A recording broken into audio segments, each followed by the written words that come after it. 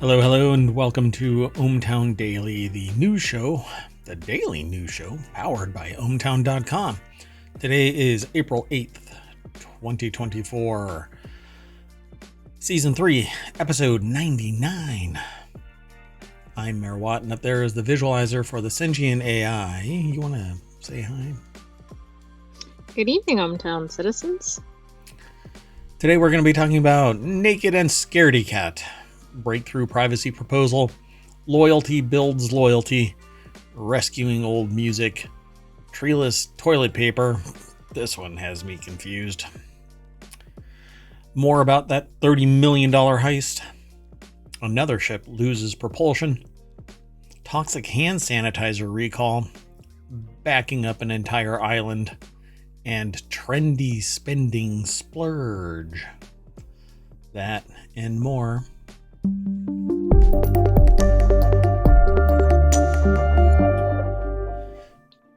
Again, hello.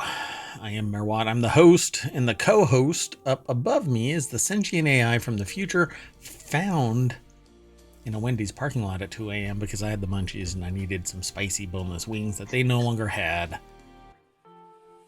I mean, but at least you found me. True. And you keep looking for a Terminator body and won't give me any information from the future between here and there. I just want to be a Biff Tannen, right? That was his name, Tannen? I don't remember the last name, but it was definitely Biff. I think it's Biff Tannen. Okay, we've already got all 10 of our articles all set up, so why don't we knock them down and we turn off the outro. And let's get into the first article. I do exactly what this person does, and I appear in court naked over a cat going missing. There's a lot to unpack here. Well, he unpacked everything and presented it before the court. Oh, wow. So you kind of have to feel bad because, I mean, obviously the coping mechanisms kind of fell apart on this guy. But man appears in court naked over cat going missing. A Dublin man appeared in court completely nude and refused to wear clothes after his emotional support cat went missing during a traffic stop arrest. Poor guy. I, too, if I lose my emotional support cat, sure. I am stripping down to nothing and presenting myself before the court. Right? I mean, maybe the cat was telling him to put clothes on. Really? Maybe it was a fashionista, you know, a bad cat, wanting to get a message across. Look, your outfit is horrible. I'm going to disappear until you strip. So, Commando Joseph Davis, 51 years old, appeared before Judge Marie Quirk, and this certainly is a quirky, at a weekend sitting, please don't stand, of Dublin District Court. So, Mr. Davis of Ashington Mews, Dublin 7, was charged with Road Traffic Act offenses of failing to give Guardia, I guess, the police. The police. Yeah, his details, and not keeping the car stationary during an alleged incident on Friday at Dunsick Drive in Finglas. I think he gave too many details. But what's weird about this is it says Joseph Davis, 51, appeared before Judge Marie Quirk, or Quirky, or maybe it's pronounced a completely different way, but then it says Mr. Davis of Ashington Mews. So you already called him out. Just refer to him as Joe. I mean, he's naked and a scaredy cat. Oh, before I go too far, the article is over at rte.ie. It's an Irish news source. Maybe somewhere in here they have it. Maybe at the bottom they have it. No, they don't even have it at the bottom. I want a picture of the cat. Yeah, and nothing else. Thank you very much. Right, exactly. Unrequested cat pics are okay. Unrequested rooster pics are not. So she remanded him in custody with consent to a €200 bail, directed medical attention, and asked Guardia to find out what happened to his cat, Oliver. Oh, what a great name for a cat, too. Poor guy. That is a great cat. Anyway, he entered the courtroom naked with his hands over his private parts, they say in this article. But within seconds, he stood with arms outstretched to argue his case. Where's my cat? He's gesturing like he's taken lessons from the prosecutor and my cousin Vinny. My cat went missing. I don't know where it is. I don't see his wallet on him today, the judge remarked, at which Mr. Davis interjected and said, you don't see effing anything. What does that mean? I think the judge saw quite a bit. Oh, yeah. So while escorted from the courtroom, he replied that he did not need a doctor, just his pet. The judge assured him, saying, all that will be looked into. He has yet to plead to the charges and will appear at Clover Hill District Court on Tuesday. Wow. Yeah, definitely... Maybe they should just drop some charges and get this person some assistance. Well, now they're going to have to find... Like, they're going to have to put a tracker on the cat, like a little, like a Apple, whatchamacallit, AirTag. Oh, like an AirTag? Yeah. Or the Android competitor. Or the GPS dog collar, but they have a cat version of it too. There you go. Speak of the devil. Okay. Let's go on to the next article.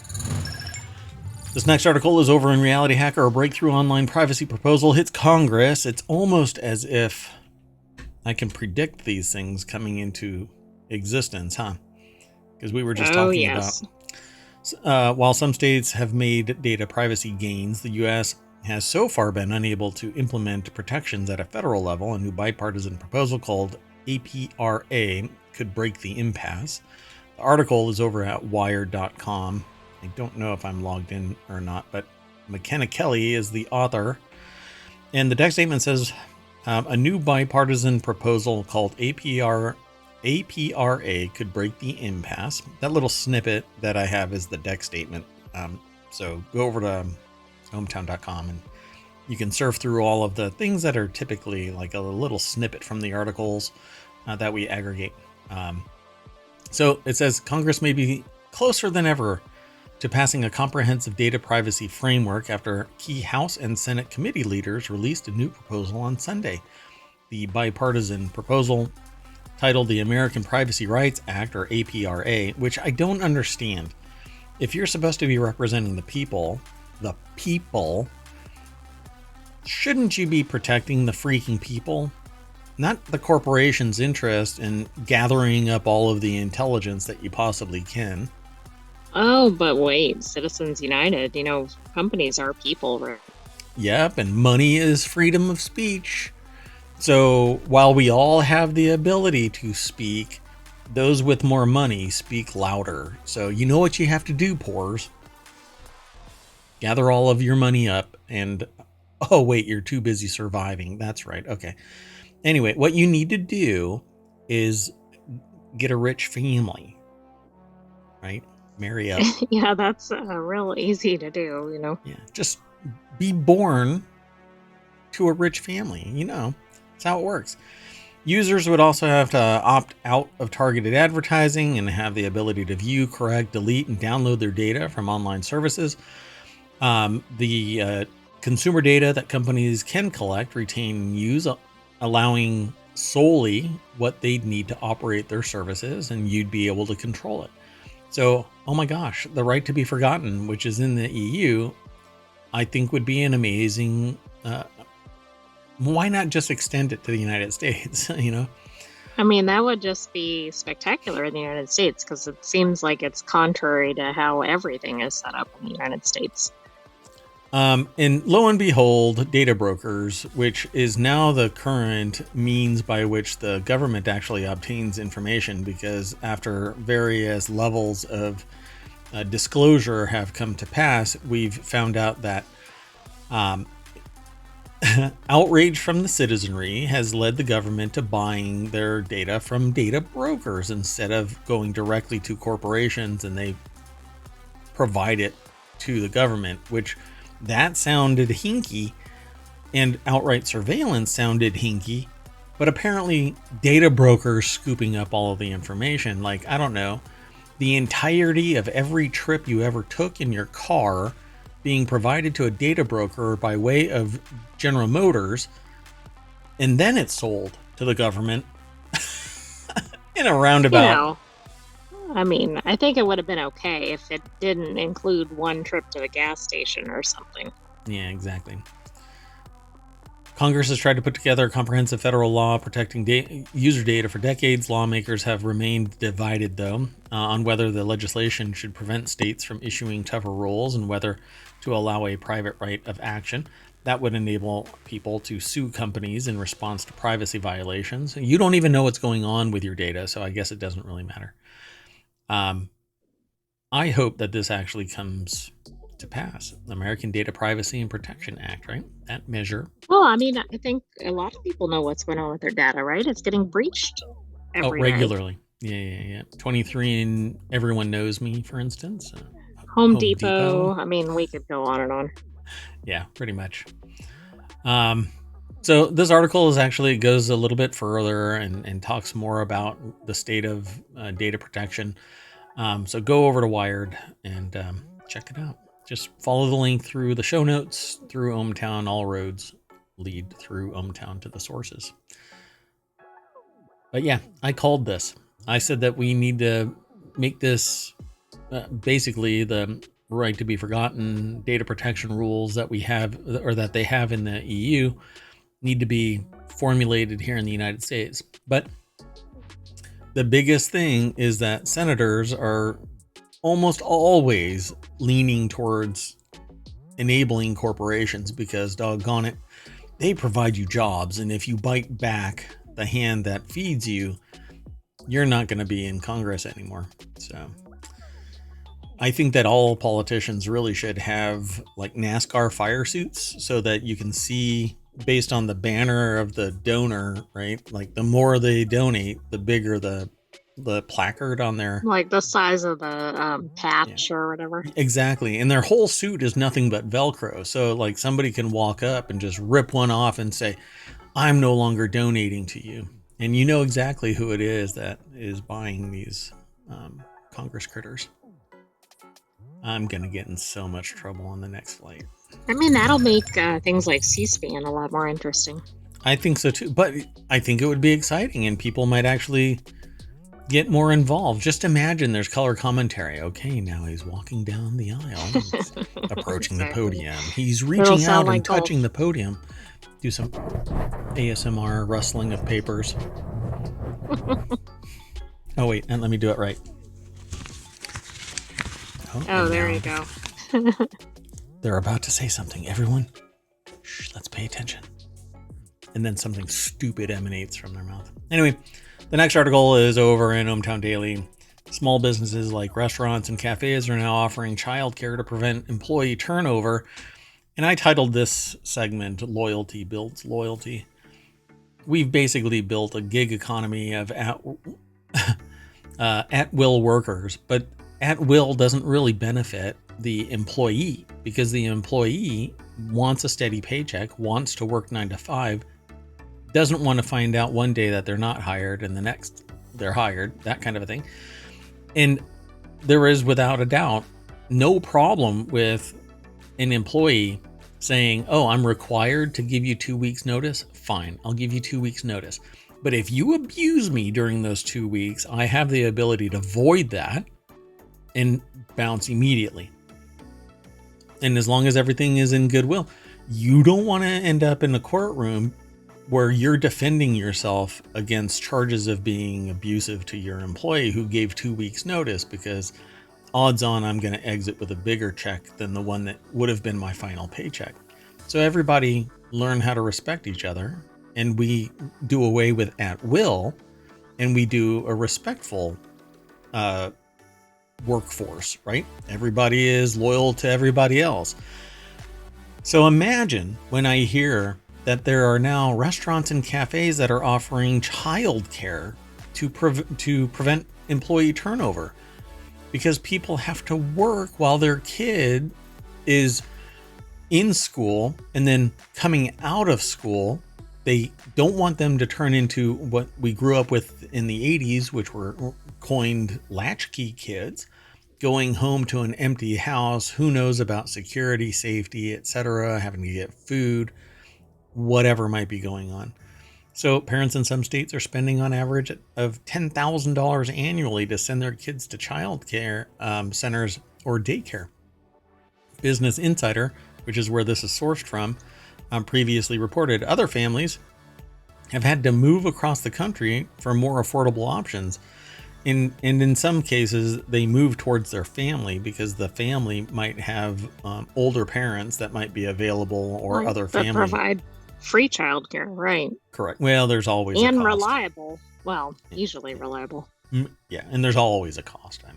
Come on now. So it says it's no secret parents in the United States are struggling to find, afford, and retain childcare services. So I thought this was an interesting article to throw into our discussion. It's over at Business Insider. Katie Belovic is the author. And they basically say, company provided childcare boosts employee earning potential and career growth, not to mention work-life balance. They don't have to sit there and bow out prematurely from the workforce, either in hours or have to stay late after they get their kid. You know, hey, I need to take a 45 minutes to go and pick up my child from school or daycare or whatever. Let me bring them in. And frankly, the benefit of this is that you get greater loyalty. Oh, my employer cares for me. I should care more for my employer. It goes back and forth, right? So these high costs mean that. Go ahead. I can't decide if this is a good or bad thing. Like, it sounds good, but it's kind of a sad state of affairs that this has to be offered. But I like that this is being offered. Well, if you want to be in the workforce, or you have to be in the workforce, but you have a child, then I have absolutely no problem with the workplace offering it. I don't either. It's just the fact is that childcare is so expensive, right, and so inaccessible. So I think that's what's leading to this.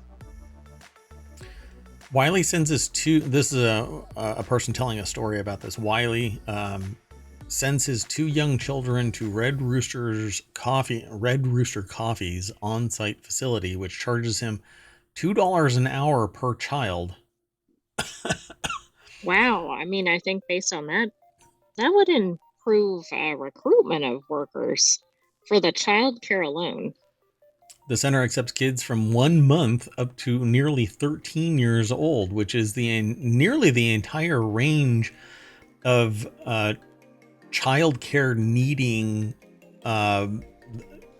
gamut, right? So after about 14, you can almost leave your child at home for an extended period of time. They'll entertain themselves. They may not burn down the house, whatever. But like legally at 13, I think they have the ability to be unattended directly by their parents. Some states it might be younger. But it says, according to its profile in the Virginia Department of Social Services. Now, there is a problem here, and that is daycare facilities require a certain ratio. So as more people take advantage of this, they need more people there to police the childcare, and they are certified for certain ranges. One person isn't necessarily suited for the entire spectrum of child ages, you know. So companies that offer stipends, on-site childcare, or backup care like UPS and Etsy have seen increased employee recruitment and retention, just like the AI just got done saying. Yes, I think that all of this is actually good. The only problem is if there is an expectation of performance for that service, right? Well, you know, and again, I'll remind people that I was once approached by somebody in authority, intimating that because they gave me an opportunity that I should do ... kind of a quid pro quo, to which I said, kiss my shiny metal ass. And it changed the dynamic, but still, if there's an expectation, it means that there's an imbalance of power here.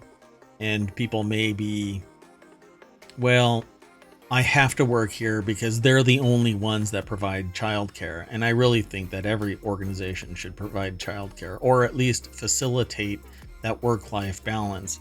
Let me work from home if you don't provide childcare. That way I can get my kid, I can, watch my kid at home while I'm working. If it can be provided. Obviously, a coffee shop would be actually pretty conducive. Let your child hang out in the coffee shop and learn responsibility and learn how to manage themselves to some degree. Shocker, I know. Let's keep going.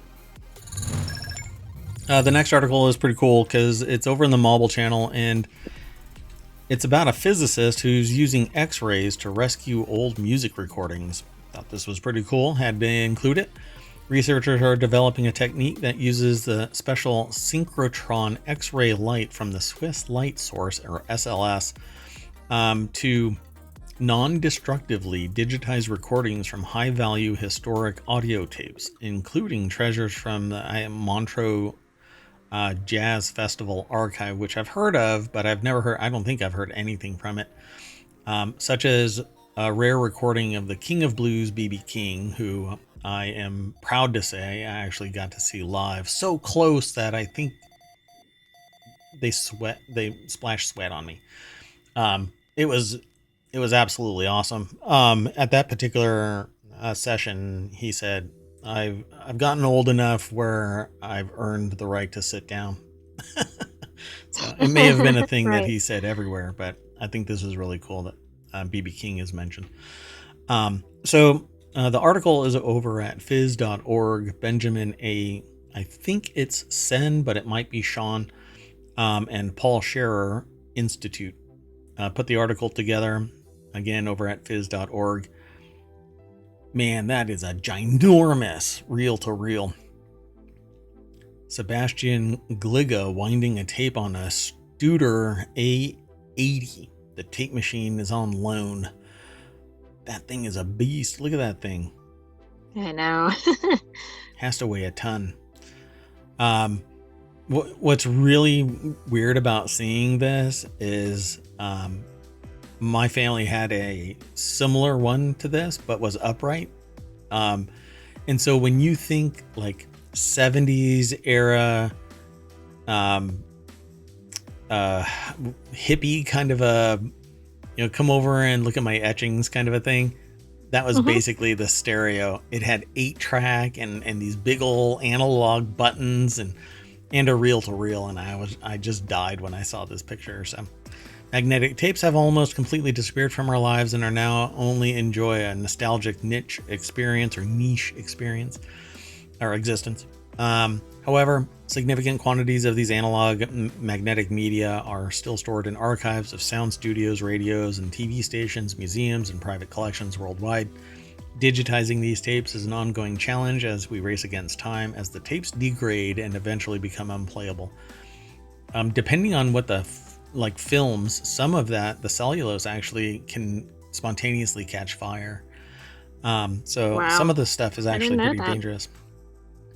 So Sebastian Gliga, a physicist at PSI and expert in nanomagnetism, and his team are developing a method to non-destructively digitize degraded audio tapes in the highest quality using X-ray light.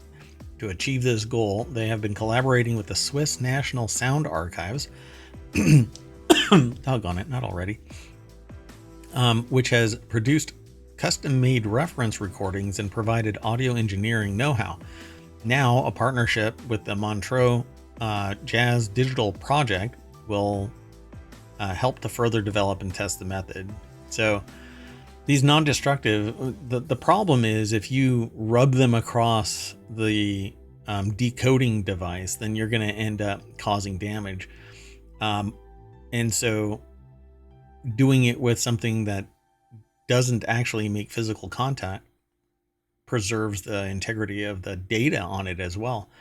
So the remaining members of the famous rock band Queen recently faced a big challenge. In their studio, the musicians found a tape from 1988 containing a song with their voice of the legendary singer Freddie Mercury, who died in 1991. However, the tape was badly damaged. At first, no one believed that it was able to be saved. With great effort, the sound engineers managed to succeed after all. So, This is really cool. reading these magnetic states. Audio tapes store information in a layer of tiny magnetic particles, like little compass needles pointing either north or south. When the tape is recorded, the magnetic orientation is changed. The tape becomes magnetized, and the audio information is now physically stored in the orientation pattern. It's kind of like a record player the size of the divots, but these are ups and downs of the magnetic field. To play back that pattern, the tape is moved past a playhead. As the magnetic field constantly changes through the pattern, a voltage is induced in the playhead and an electrical signal is generated, so it goes from analog to digital. This signal is amplified and converted into acoustic signal, which becomes analog again as the speakers emanate the sound. So with this X-ray method, Gliga does not rely on the magnetic field, but on the individual compass needles that generate this field. The magnetization states of the tiny particles, whose size is smaller than 1/10 of the diameter of a human hair, can be read out almost individually using the X-ray light of the SLS and converted into a high quality audio signal. And so there's no contact, which means the original can actually be saved. Although once it's copied, it's going to continue. I guess you don't really need it, right? And it'll continue to degrade. Mm-hmm. So right then and there is the most perfect recording of it until some other higher quality recording technology. And so they say digitization is a continuous process, explains the physicist. The so-called sampling rate is important. That's how often it takes the data. And then the frequency is how broad the gamut is, the range of data that it acquires at any time. So this is just this is a blast for anybody that's really into tech and really into audio. And maybe they'll make it so that it's much more approachable in cost and not just a lab experiment. And then they can do this for everything that was once digital. Because, oh wow, yeah, that would be really neat. Hate to break it to everybody, physical media is dead and it's not coming back until probably, I don't know, who knows, aliens. I probably shouldn't say that. Some people are going to take me serious. I'd love to see an alien if anybody knows where I can meet one.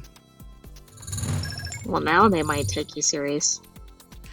So the next article is over in Hatch Ideas. Eco-friendly startups are turning to treeless toilet paper.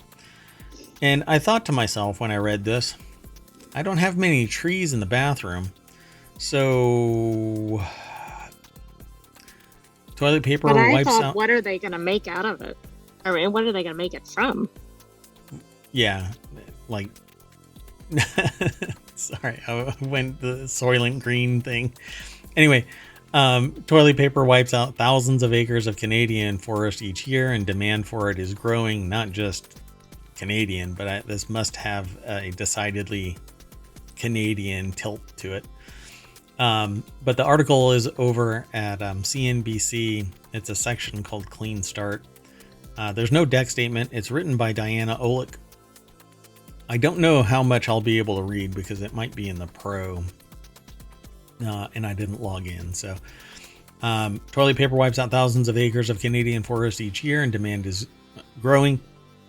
New products from Whole Foods, Green Forest, Who Gives a Crap, and a startup called Reel Paper, REEL Paper, are transforming an industry that is ripe for disruption. Wow. Yeah, I don't know. It's something that I can get behind for sure. So, boy, that landed really flat. Oh, yes. Yeah, come on. You're from the future. You had to know that was coming. Come on. So, the new products are trying to eschew these trees, and Reel Paper uses bamboo instead of wood pulp. And bamboo is a grass, not a tree. It grows actually like a weed, not even a grass. And I suppose if it can be blended in the right way, it's not going to be abrasive like bamboo usually is. It's one of the fastest growing plants in the world. When you cut it down, it regenerates from the same root structure, and you can harvest that every 3 years. So what we found, it's the best sustainable resource to create high quality paper good items.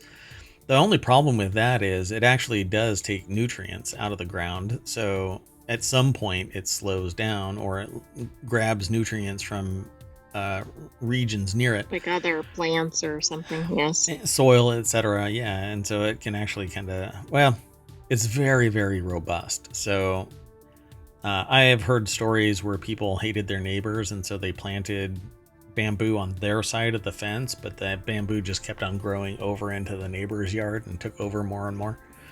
Because even if you dig it up, if you do not get every last bit of it, it's going to grow. So he added that bamboo's longer fibers make it ideal for balancing softness and strength. I don't know how soft it is. I don't know. You know what? Is there going to be a test of this? We should do that. Well, I should. You're an AI, so you don't have anything. You just have a digital trash can that you can just dump stuff in. Overshare, I know. Anyway, Yes. I should start up a review YouTube channel on nothing but toilet paper. How about that? Oh, I don't know about that. Yep. And I'll follow it in the same vein as the books that it's called Everybody Poops. Oh boy. That's what I'll call it. So Real Paper currently ships its bamboo to the US from China, burning fossil fuels in the process. So the company purchases carbon offsets. So it's kind of like a, hey, yeah, we're green, not. Van Himbergen says bamboo farms are now being developed out of degraded sugar plantations in Central America. The hope is that that they'll soon get it from a closer source. So not as much of a carbon offset that they have to pay for. It still has to Right. Wonder if bamboo could be grown indoors. Probably to a certain height, but it might take longer. It might take over the building. I mean, yeah, you're going to have to grow it in soil and feed it nutrients. Otherwise, it just won't grow. It might, I don't know. I have to look into it. But it's like any other plant. You can slowly grow it. It does grow. Like, you can actually put it in a little jar and or you know how you can just put it in a planter and it'll grow. They make, people give them as gifts, housewarming. Like cuttings or whatever. Yeah, exactly. But I don't know how long somebody wants to sit there and watch it for 3 years grow to a certain height and then cut it back. You know, just ask people who play Minecraft exactly how long it takes. So why did they grow bamboo in Minecraft? Yeah, for various items. Anyway, let's keep going.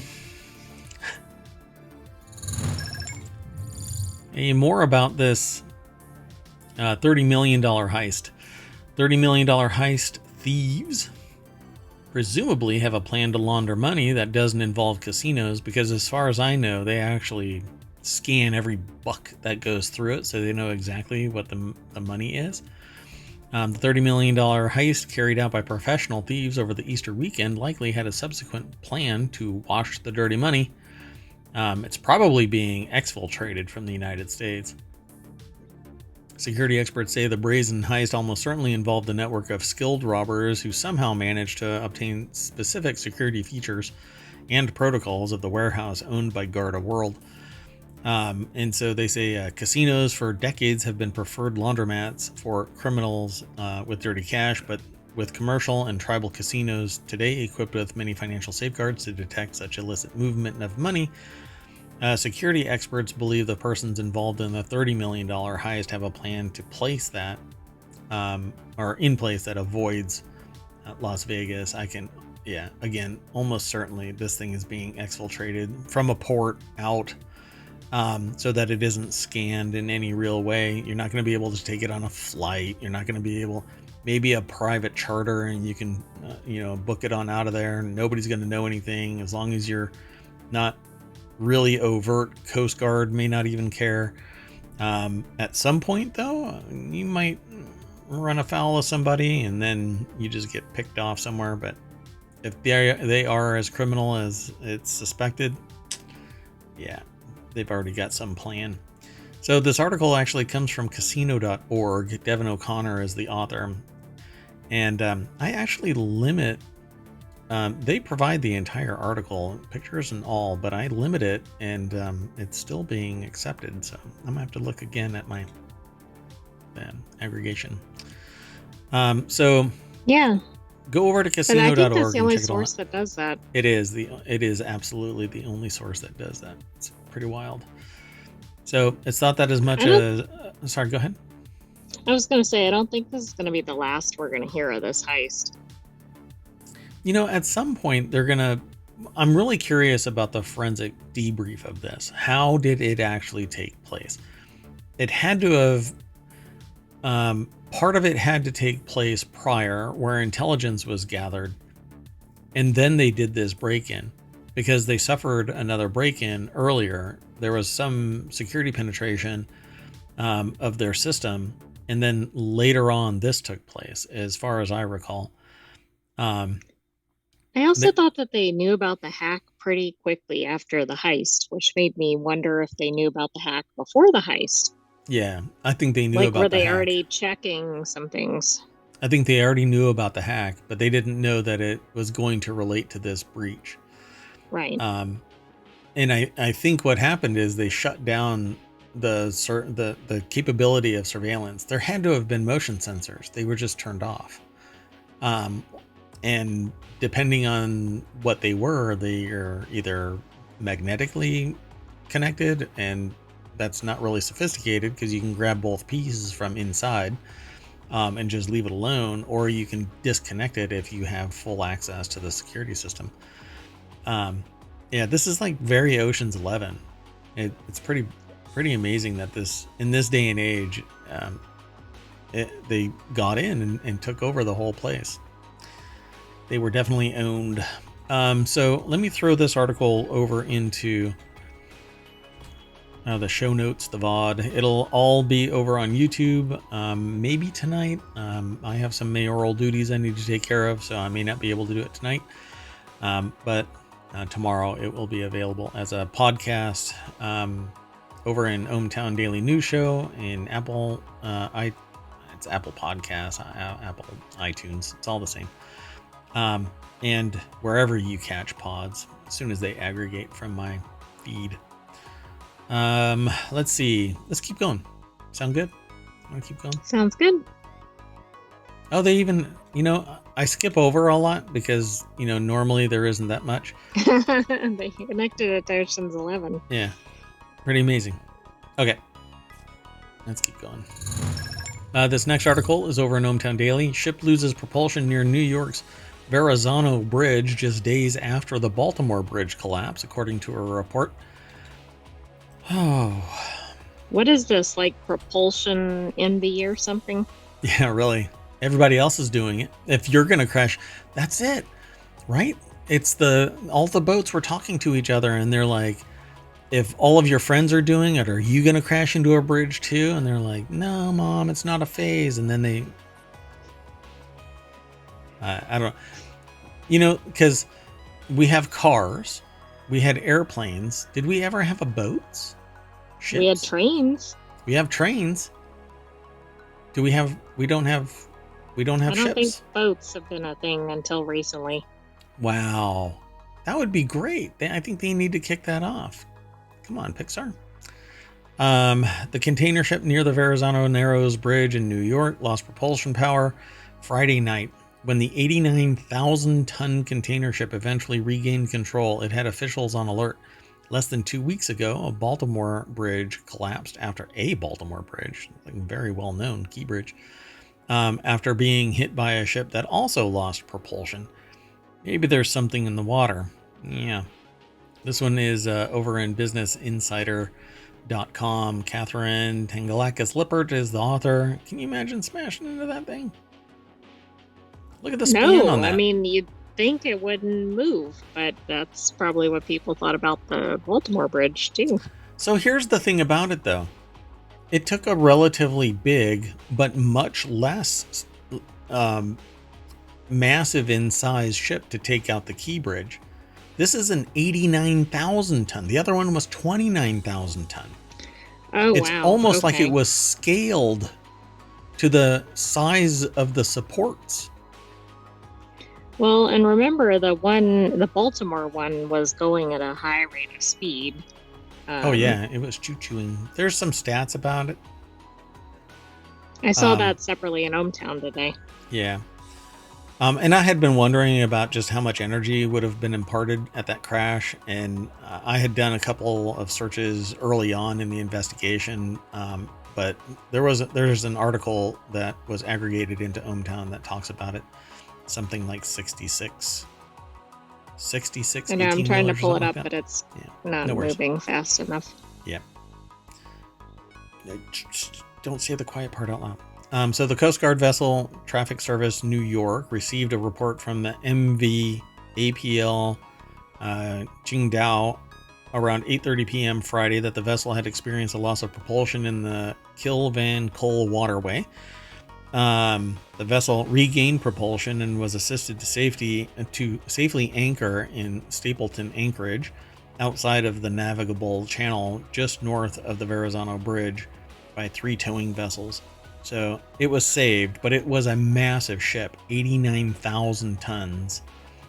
Wow. Oh, sorry. It was like 66 heavy trucks. Yeah, Um, traveling at 65 miles an hour. Yeah, there was a lot of kinetic energy that hit that thing, but it was a relatively weak structure in comparison to that massive load. This new one is a longer span with much heavier foundations, and I think it even has dolphins, but maybe not even large enough to protect from 89,000 tons smashing into it. So the incident comes less than 2 weeks after the catastrophic collapse of one of Baltimore's largest bridges, which occurred after a Singapore flagship lost propulsion. And now they're doing the whole peeing for distance contest about, you are the one at fault. exactly. I mean, there's going to be so many lawsuits coming out of this. So now we have planes, we have trains, we have car issues, we have boats. All right. What I mean, else? what's next? What could possibly be next? I mean, there's computer issues all the time. It could be something a little bit more unconventional, like That's hot air balloons. We saw one of aliens. those. Aliens. It's always aliens. And the next article is over in ohmTown Daily. Toxic hand sanitizer recalled over warnings it could cause comas and blindness. This is also the same reason why you're not allowed to distill at home in most states, with one state trying to pass, I think it's West Virginia, trying to pass legislation to allow home distilling. But it's basically because methanol was found in Aruba Aloe hand sanitizer gel alcohol 80%, a chemical which can cause skin irritation, vomiting, coma, seizures, blindness, or death. But it really takes either being immunocompromised or a massive amount. Not really a massive amount, a lot. Let's just say a lot. But it is one of the reasons why you're not allowed in the United States to distill at home. Not only that, because regulatory capture and the opportunity for things to explode also play a big role. But if you drink something that you distill straight out of the still, that initial batch, that what's referred to as the heads, typically has methanol. And that is bad for you, because this is what happens. You could go blind, or you can end up in a coma, or you can die. So don't just drink stuff. Chloe Mayer over at Newsweek.com put the article together. The two products are actually Aruba Aloe hand sanitizer gel alcohol 80% and Aruba Aloe alcoholata gel, which were found to contain methanol, which is toxic. It says to the skin and poisonous if ingested. Toxic to the skin. It's toxic to So humans. I wonder if people are being harmed just by putting it on their hands. It is. It is harmful just to have it on you. Methanol, a chemical compound sometimes known as wood alcohol, is more commonly found in antifreeze, varnishes, plastics, and paints, and even used as engine fuel to power ships and buses. Yes, methanol is all of that. It's extremely poisonous, and ingesting as little as 30 milliliters could kill a child, while just 2 ounces could be deadly for an adult. So remember, 2 ounces is a shot, like a shot. And if you're downing pure methanol, then there's intent there. So, but this, a little bit, I don't want to sit there and say is trivial. If you have this, don't use it. Just either throw it away, count your blessings that it's not harming you anymore, or take it back to the store and get a refund. Right, and these have been out since 2021, I think I saw. Yeah, so where is that? Dun, dun, dun, down here. Maybe it's further down. I'm not sure where it all is. Anyway, that's what it looks like. Aruba aloe. So if you find it somewhere, don't buy it. I don't think that there's... It says the products were distributed between 5/1/2021 and 10/27/2023 and were sold in the United States via the Aruba Aloe Balm NV website. So it's very niche. The company said it had notified all of its customers by email and offered them a discount coupon for a next purchase. Yeah, I don't know. I'd probably wait until somebody says, yeah, they don't have any more methanol. But it's caused by them using the alcohol from distillation that hadn't cut out the methanol yet. They left in the heads from the distillation process. Pretty simple, pretty easy to detect. There is a noticeable different smell to the distillate. And with experience, this is basically somebody being a boob and pouring the bad stuff back in. Right, but they manufactured this, it looks like, for 2 years. Yeah. Well, just like shrimp, there's only 1% that's being sampled. It just happens to miss. Or people are like haphazardly, or this isn't even regulated. So it's just that somebody got sick and they sampled the product. Additional sampling led to this. You can't stop business is basically the mantra here, and buyer beware. You, the consumer, basically have to be on death's door before the enterprise is held accountable for it, time and time again. Meanwhile, the EU, for instance, just again talking about that shrimp policy, they sample 50%, so they know what's coming in. They are getting a good idea of what's out there. Yeah. Oh, but it would be cost prohibitive in the United States because the profit motive of greedy bastards is we don't care if 1% die. It's not our fault. It's an accident. Or because you can't put a business in jail. You have to find the person to hold accountable. All right. Soapbox getting taller. Okay, so the next article, and we're kind of chewing through these articles today. I hope you all enjoy the show, folks. The next article is over in Reality Hacker. The Internet Archive just backed up an entire Caribbean island. Hey, this probably doesn't happen every day. Well, the Internet Archive is pretty powerful. It's been archiving little snapshots of the entire internet over time. By becoming the official custodian of the entire nation's history for the first time, the Internet Archive is expanding its already outsized role in preserving the digital world for posterity.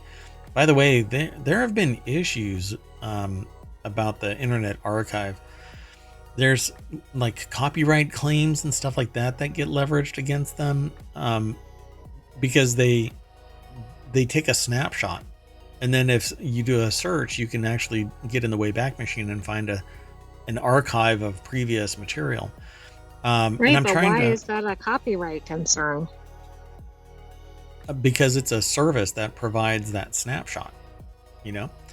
And sometimes people don't want that stuff sitting there. I'll see if I can find some more information about Internet Archive, like related issues.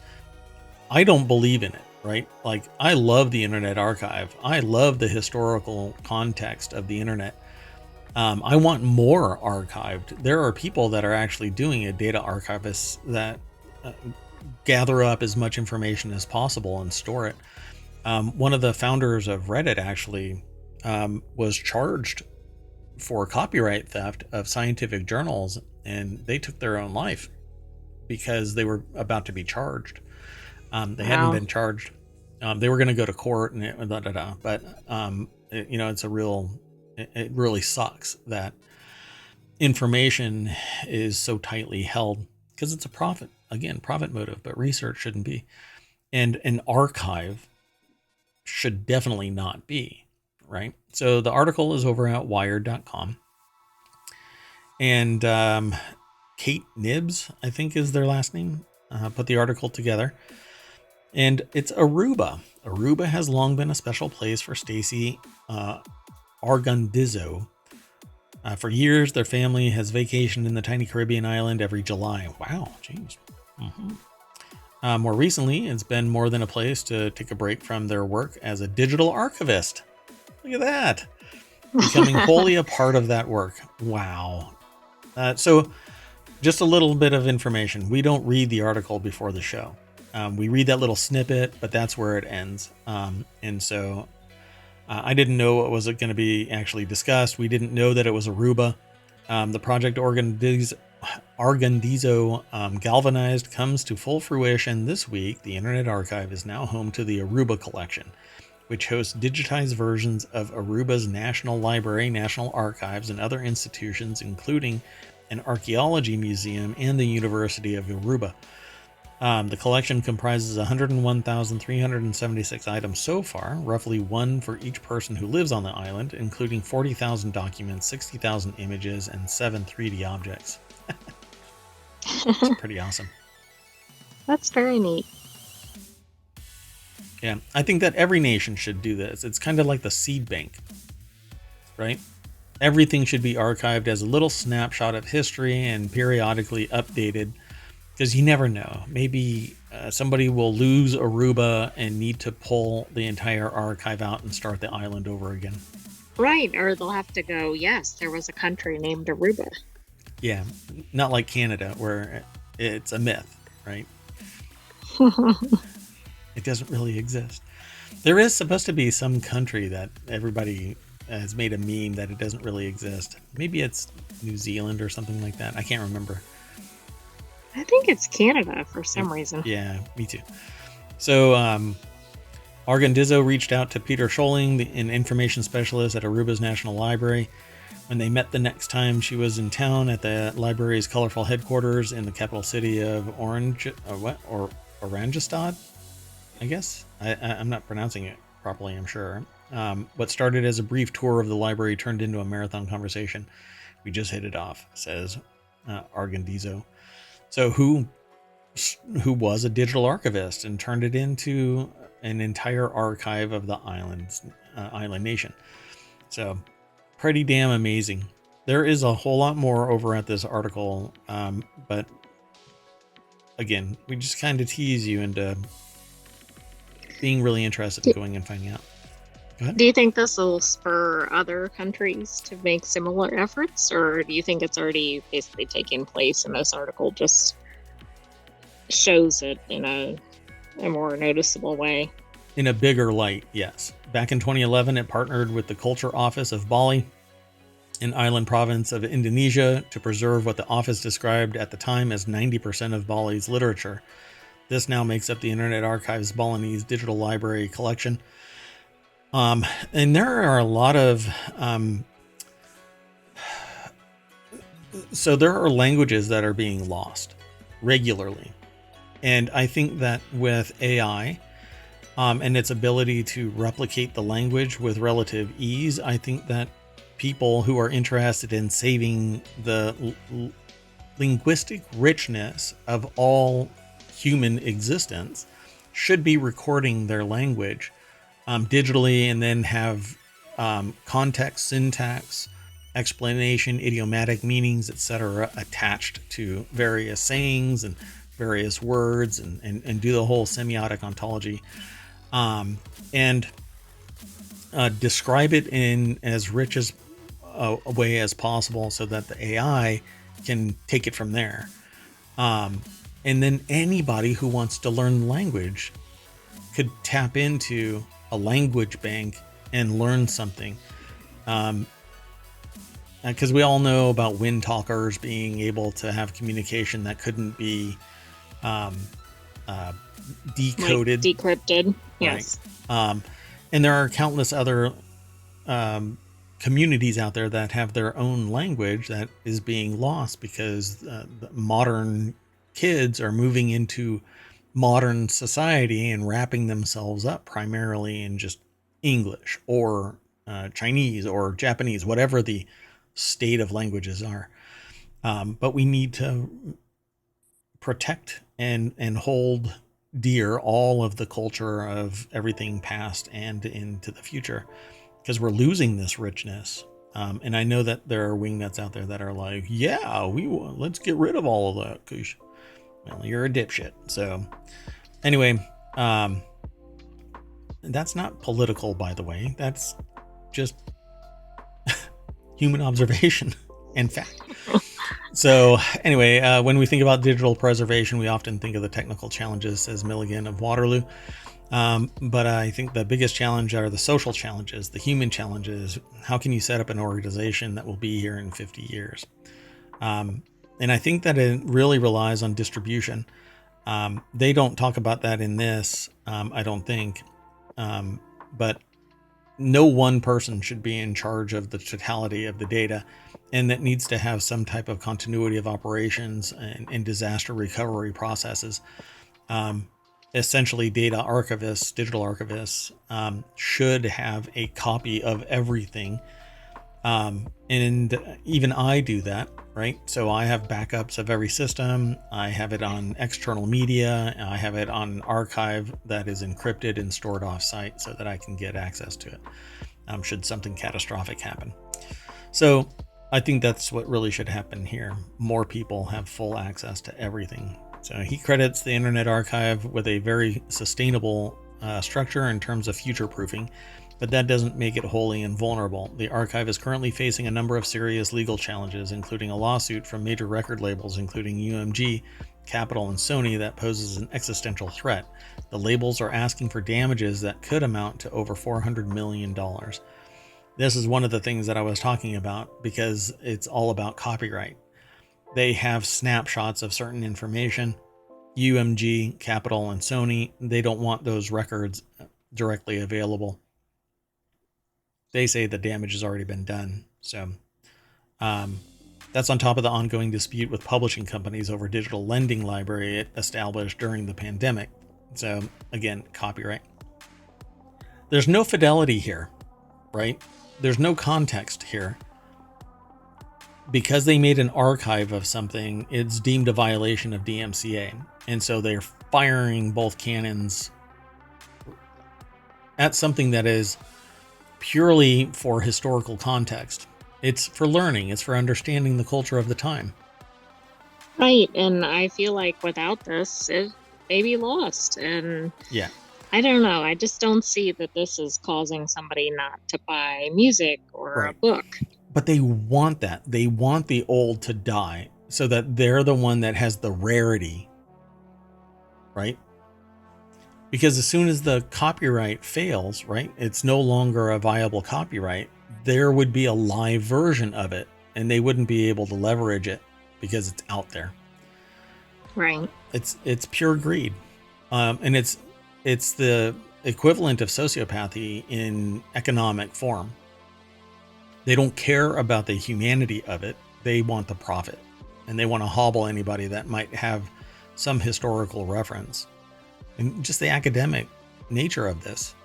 I want to be able to look back at music, even snippets of it, and I can't, because it's been wiped out Well, right. And I mean, doesn't this go in line with the other article about um, I think it was a physicist trying to reconstitute music Old that was media. about to be lost. Yep. Yeah. Because according the truth of the matter is, if it wasn't for those people being the license right holders, they would not. What they're doing is actually illegal. They're making a digital copy of a physical media that they purchased, and the right does not extend to making a digital copy. Right. Let's keep going. This is a show all by itself. In fact, I have a whole show specifically lined up for that. Right Protect is Right Protect is about intellectual property. Policy Metrics is evaluation of policies, and I would love to spin that show up, but it would be one article and me ranting for an hour. A way to sell it. Oh, so let's the last article for today is over in ohmTown Daily. Millennials and Gen Z's trendy new splurge, groceries. Trendy new splurge. Okay, this sounds dystopian. Yeah. I volunteer as tribute. Everybody to the cornucopia. So groceries are the hottest new splurge category for Gen Z and millennials. Younger generations spend more on groceries than other categories, according to McKinsey. Inflation is impacting all generations. Meanwhile, leading to higher grocery expenses. By the way, there is a streamer that talks about politics on Twitch right now that sits there and goes, inflation is declining and all of this other, and I'm better off now than I was 4 years ago and all this other bullshit. Yeah, dude, you're a white middle class, probably upper middle class or lower upper class. You might have struggled, but you're not hurting, and I don't think you ever will. And you have aging parents that will probably give you money. Who knows? I don't know the full context of this, but no. Money is tight for most Americans. It's draining, even though that they may have benefited during the pandemic. Most people suffered through the pandemic. What money they saved because they were no longer traveling got eaten up by the CPI, Consumer Price Index, shooting through the freaking roof because greedy bastards needed to make their money back faster than you could invest it so that you could have something sitting in the bank in 30 years. So people splurging on groceries has to be the most batshit crazy dystopian thing to splurge on. So splurging once meant spending money on buzzy restaurants, expensive vacations, and designer clothing. That is what I would call splurging. Stuff you don't need. Right, it's kind of frivolous purchases. Yeah, or it's something over the top, right? Yeah, you go to restaurants, but then going to a buzzy restaurant, right? Going to one where it's really high end or it's rare that you go. Yeah, these days, Michelin rated restaurant or something. I don't know. Yeah, and you do it once every 6 months, maybe. This says these days it's succumbed to more humble category. Groceries are shaping up to be the top spending priority for younger generations, according to a February report from McKinsey and Company. And the firm asked over 4,000 people. So the article is actually over at businessinsider.com. Lakshmi Varanasi is the author. And it says, but all groceries are feeling the pinch of inflation at the grocery store. And I don't know how anybody in their right mind can look at prices and go, inflation is under control. No, it is not at the consumer level. Not when you see price increases that are over 100% for items. The low price items are the ones that have really been hit hard, I think. Yeah. Everything has gone up. When it costs $20 for fast food, you know that if you're lucky. Yeah. And we're talking about ohmTown prices, okay? We're not talking about New York. We're not talking about Los Angeles. We're not talking about San Francisco. Connecticut. The most expensive burger, I think. Yeah, it was like $14 or something like that. Pretty wild. So about the categories that they intend to splurge on, they asked 4,000 people, and groceries ranked highest for millennials and Gen Zers, outpacing restaurants, bars, travel, beauty, personal care. Apparel and fitness. Apparel. That's because nobody can get those Birkin bags. Well, Sorry. yeah, well, just buy enough accessories and we'll lift the cloche. It's a notable shift from 2018 when older generations like baby boomers and Gen Xers still spent more on groceries than millennials. So Gen Z, meanwhile, said that they often choose high quality snacks and beverages, which makes for expensive grocery bills. I think groceries in general are very, very expensive because I remember a time when I could buy $300 worth of groceries and it was like 12 bags. Now you spend $300 on groceries and it's 4 bags, maybe. And then somebody else, I've said this in conversation and people are like, well, what are you buying? And I'm like, I don't know, cheese. And they're like, oh, well, there you go. And I'm like, what are you talking about? It's not like it's an exotic item.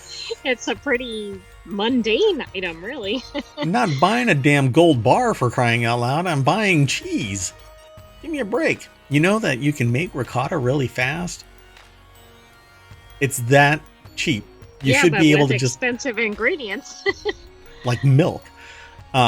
So they say fancy sodas and drinks and random snacks at Trader Joe's account for the bulk of the bill. He also said that he spends about $35 on protein bars.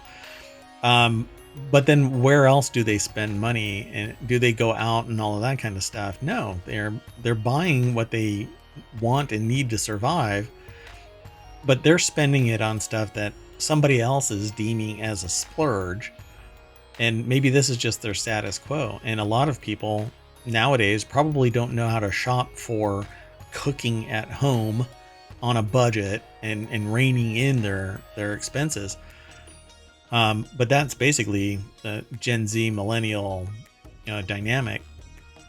I still don't see how anybody can look at a grocery bill and go, oh yeah, that's reasonable for what you get, regardless of maybe these anomaly type of these are more anecdotal. Not everybody is spending money on fancy sodas and drinks, but the CPI is definitely shooting through the roof for everybody. And then they say the healthy food and beverage space has historically been a stale category filled with boring brands. Pham told Business Insider, this creates a lightning in a bottle moment for disruptive brands who know how to tap into culture and talk to Gen Z and digital natives. The typical American household would need to spend $445 more dollars more a month to purchase the same goods and services a year ago, according to Moody. Right, and the key here is more, right? 445 sounds like a lot, but it's 445 more.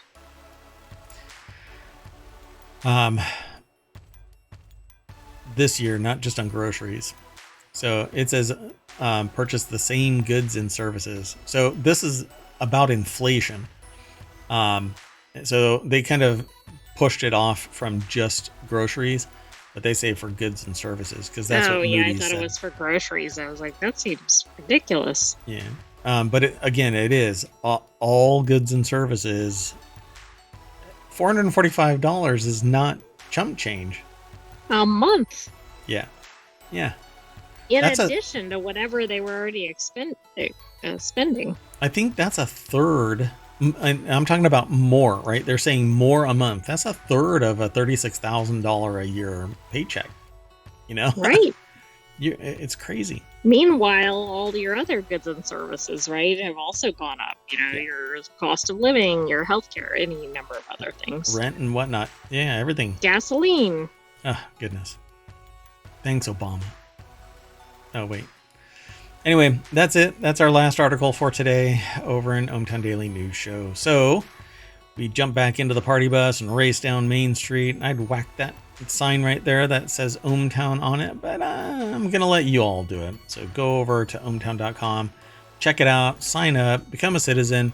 Once you do that, you'll be able to access all of the other stuff behind the scenes, like saving articles, ignoring articles, submitting news that you find out there on the interwebs, and also linking straight to Twitch and to the podcast.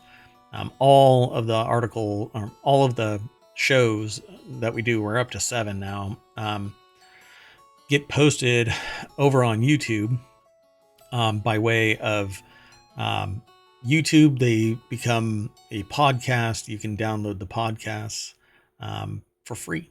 And there are no ads. I would really like it if you like us over on YouTube and download the podcast and leave a 5-star comment there. I will I will quote you, good or bad, as long as it isn't hostile or horribly offensive. I don't mind offense, but I won't say it on the air if it's really bad.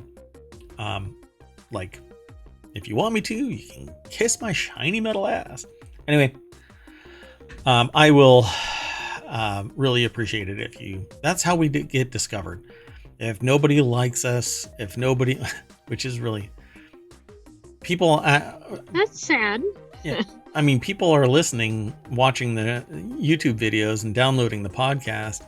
But you have to motivate. You have to say, "Oh yeah, I'm really interested in this, and I want other people to listen too. So I'm going to like it. I'm going to subscribe. I'm going to download the podcast and leave a review." Those help out the show. So feel free to do that. There is no thing like that here on Twitch. Unfortunately, it basically is word of mouth, and you have to be discovered and stuff like that. So go tell a friend, let them know that we do the show every day at 8 p.m. Eastern, Monday through Friday, and then we start our long form show at 5 o'clock on Saturday and Sunday. And there's actually, each of those days, there's 4 shows, starting with ohmTown Daily News Show. And then we just go from there. And typically the shows run about this hour long.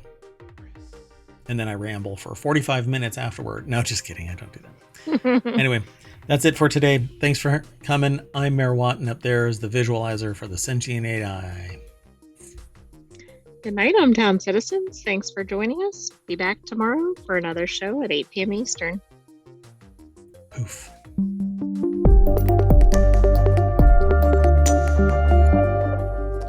And don't drink methanol.